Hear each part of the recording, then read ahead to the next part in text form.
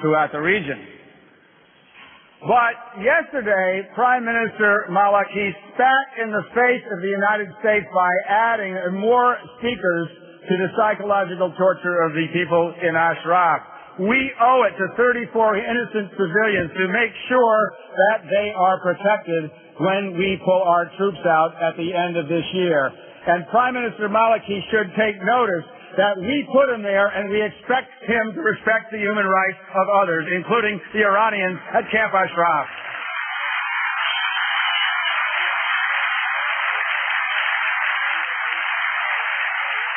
And in order for that to happen, we must delist the MEK. The MEK has been an organization which has stood up for human rights and against violence for the past decade. This extraordinary speech that Madam President has just given would be, we would hope, the basis for a new government in Iran. And the United States has a special obligation here, because as we leave Iraq, and it will be our responsibility if something happens to the people of Camp Ashraf, we must stand up for them. And the first thing that we have to do in order to preserve their safety is to delist the MEK. They are not a terrorist organization. The Europeans have noted that they are not a terrorist organization, and we should take them off the list.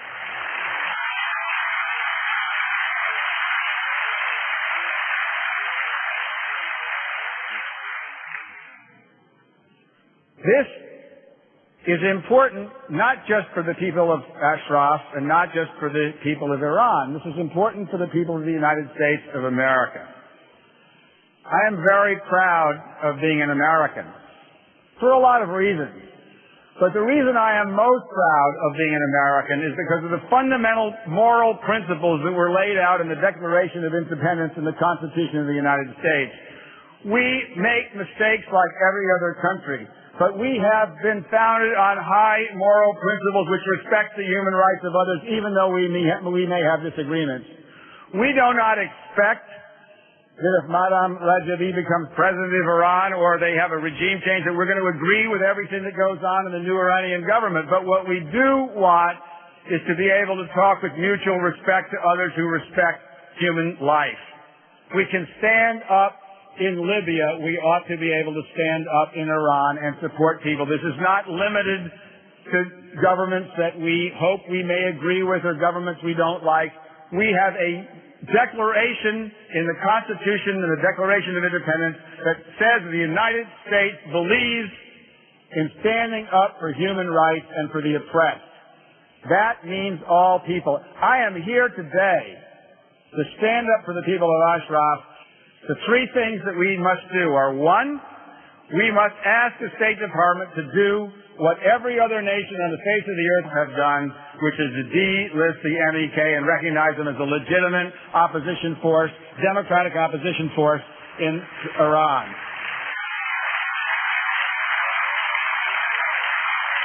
Two, we must not permit the government of Iraq, which we are responsible for, to oppress others, including the 3,400 people in Ashraf. We must take full responsibility for the protection of the people in Camp Ashraf. That is a United States responsibility.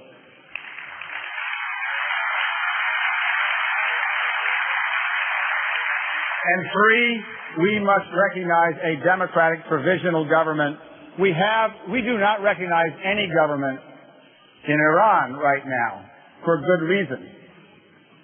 I propose that we do recognize a government in Iran. You have just heard from the President.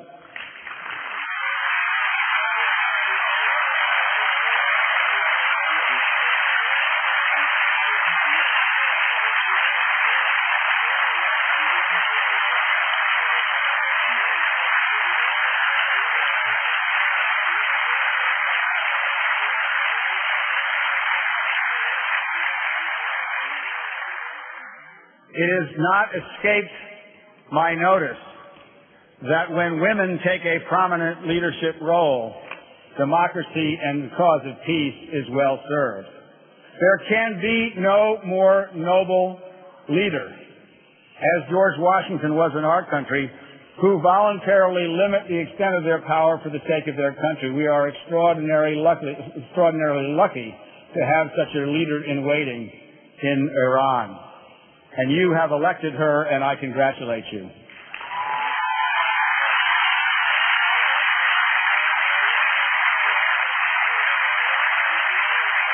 Let me conclude by saying this. We had a meeting in Washington a couple of days ago, and Congressman Brad Sherman, who has been a great champion for the Iranian people in the Congress of the United States, got up and said that he had never found a cause before where former Ambassador John Bolton could agree with former Governor Howard Dean.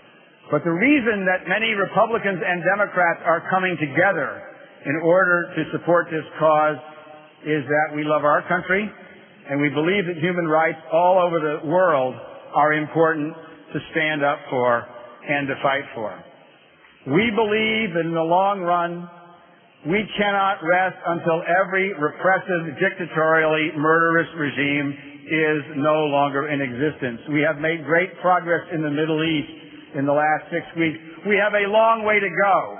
And you know, because you have made personal sacrifices, many of you have families in Ashraf, many of you have lost family members to this murderous regime. You know personally what the sacrifices are. No conference here is going to make the difference and make the change.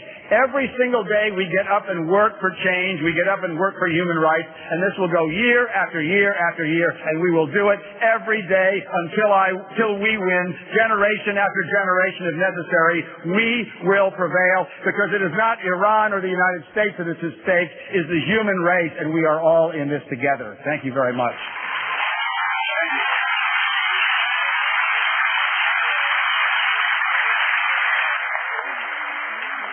Unser nächster Redner ist jemand, dessen Anwesenheit an einen sehr geschichtsträchtigen Tag für die Menschen in Berlin erinnert.